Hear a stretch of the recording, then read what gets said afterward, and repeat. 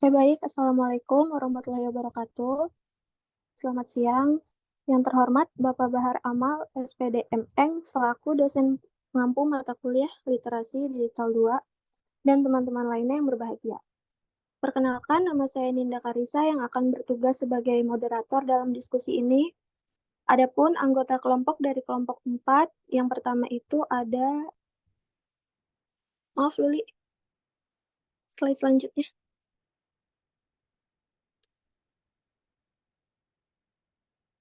Yang pertama ada Cindy Gandari dengan belakang NPM 103. Yang kedua ada Claudia Dwi Zalvita dengan belakang NPM 106. Yang ketiga ada saya sendiri, Ninda Karisa, dengan belakang NPM 124. Yang keempat ada Reka Febianti Ronardi dengan belakang NPM 126. Dan yang terakhir ada Taura Nurfitriana dengan belakang NPM 133. Baik teman-teman, langsung saja kita mulai ke sesi yang pertama yang dibaca oleh Cindy Gandari.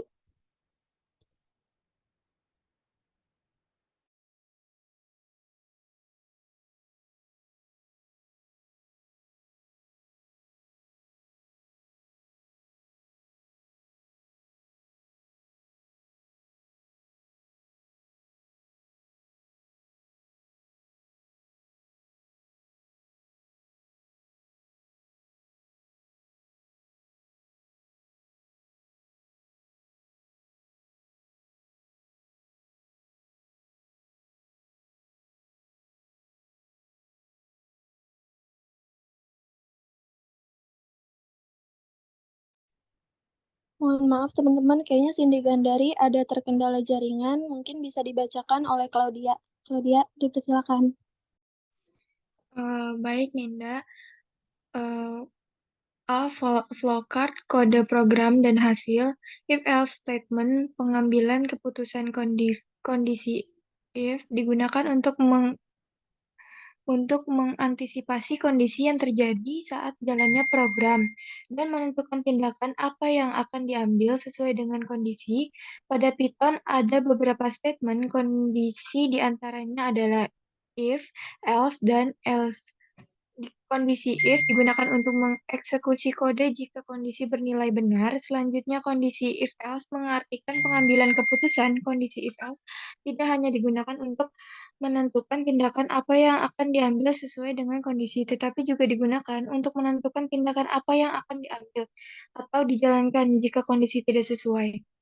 Pada Python ada beberapa statement atau kondisi diantaranya adalah kondisi if else adalah kondisi di mana jika pertanyaan benar true, maka kode dalam if akan dieksekusi. Tetapi jika bernilai salah, maka akan mengeksekusi kode di dalam else. Eh, untuk slide selanjutnya, Ninda. Berikut ada contoh untuk mengaplikasikan if-else statement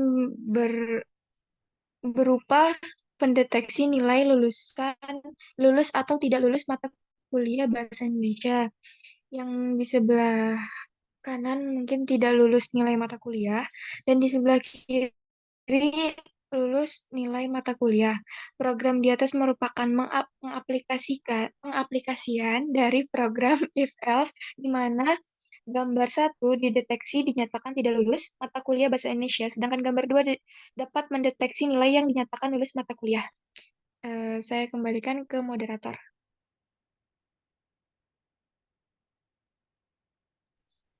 Baik, selanjutnya akan dibacakan oleh Reka. Kepada Reka, dipersilakan.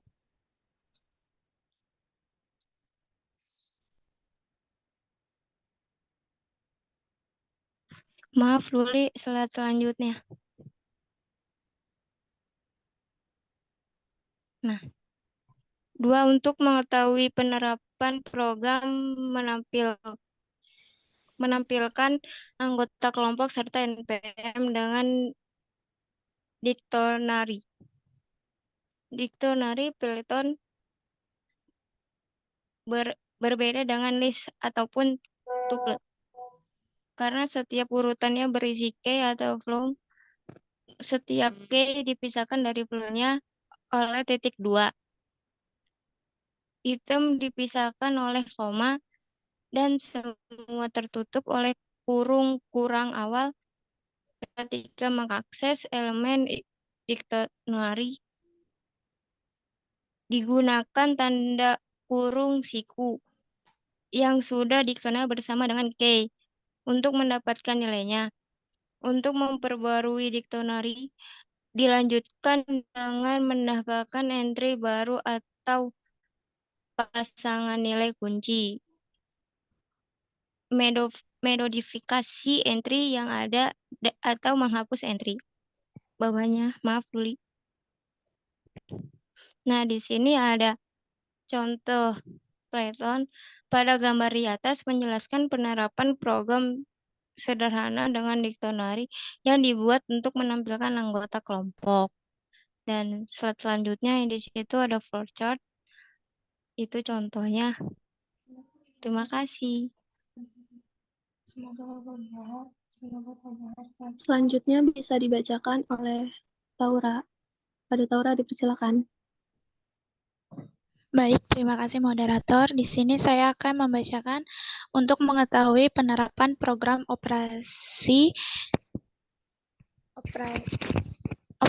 tanggal dan waktu menggunakan paket dan modul.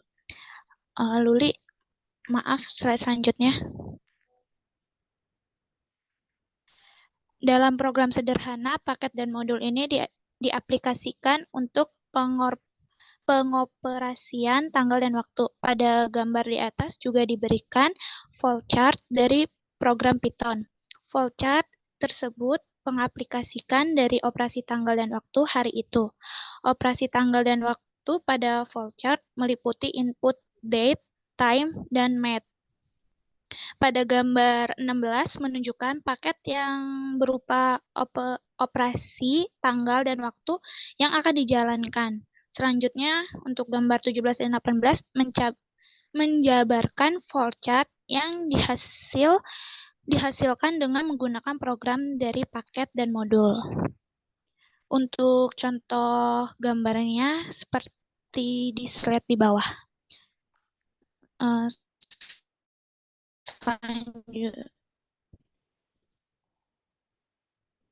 Selanjutnya saya kembalikan kepada moderator.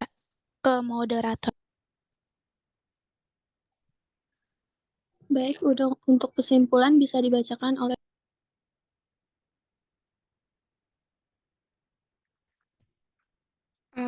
Baik, untuk kesimpulannya, pengambilan keputusan kondisi if digunakan untuk mengantisipasi kondisi yang terjadi saat jalannya program dan menentukan tindakan apa yang akan diambil sesuai dengan kondisi.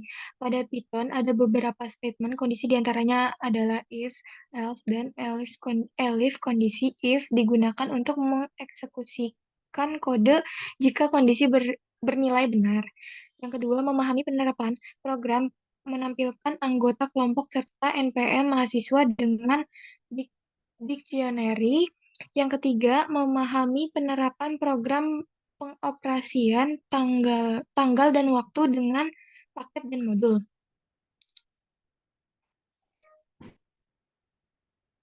Untuk pantun dari kelompok 4 itu baik teman-teman, selanjutnya itu ada sesi tanya jawab. Apa sebelumnya ada yang ingin bertanya dulu?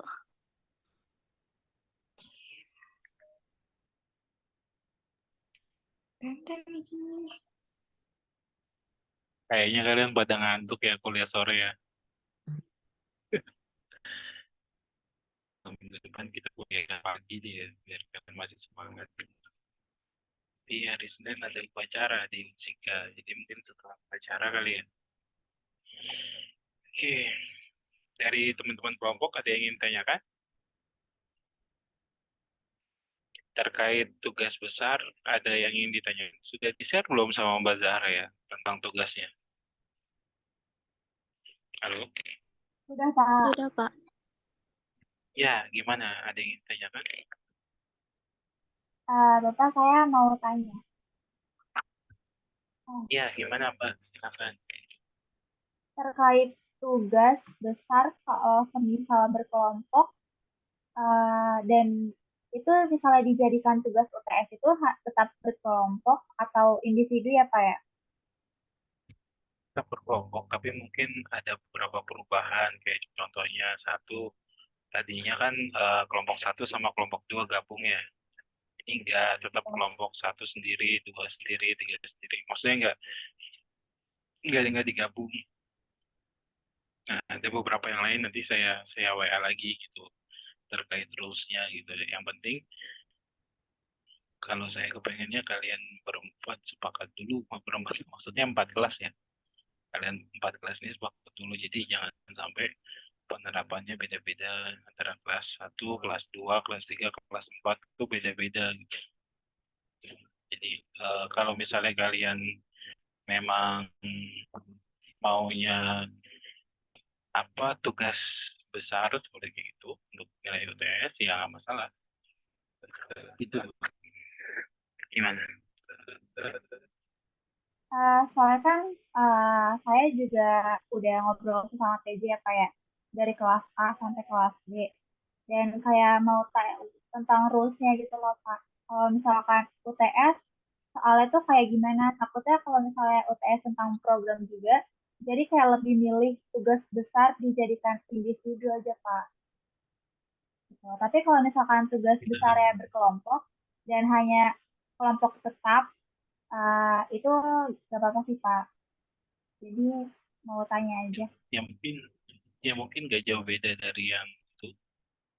Gak jauh beda. Cuma tidak boleh dari internet. Jadi bahasanya pengertian sendiri. Contoh, di itunya kan ada pengertian blockchain, pengertian itu.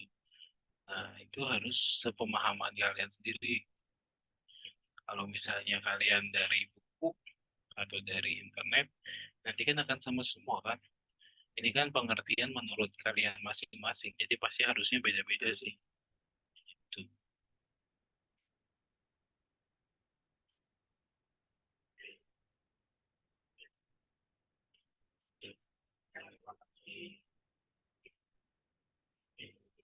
Gimana Mbak, ada yang mau ditanyakan lagi? Jadi nanti untuk Ini rules-nya pertemuan. Bapak, Gimana? jadi nanti untuk rules tugasnya Bapak kita tahu lebih lanjut lagi ya lewat WA. Saya share lagi ya Mbak, maksudnya nanti saya WA, tolong ingetin aja gitu Pak, gimana gitu. Jadi saya WA lagi. Oh iya, kalau saya WA malam-malam minta maaf ya, karena saya baru bisa kepegangnya malam. Saya kan kadang WA-nya malam. Bukan hanya Mbak Zara aja, semuanya juga saya WA-nya malam gitu. Jadi ya karena baru kepegangnya malam, kadang ya susah kalau sore tunggu anak tidur dan lain-lain. Jadi baru bisanya setelah mereka tidur baru pegang kerjaan. Ya, oke. Ini kan pertemuan kelima ya, pertemuan ke-6 dan ke-7 minggu depan. Kelompok satunya lagi. Sudah siap? Kalau belum siap, lanjut minggu depan. Kita lanjut minggu depan aja ya, secara luring. Kalau daring kalian semua gak pada semangat. Pada diem. Oke, kalau misalnya tidak ada yang ingin tanyakan lagi, saya akhiri pertemuan hari ini. Wallahul muwaffiq ila aqwamit thoriq, wabillahi taufiq wal hidayah. Wassalamualaikum warahmatullahi wabarakatuh. Terima kasih teman-teman.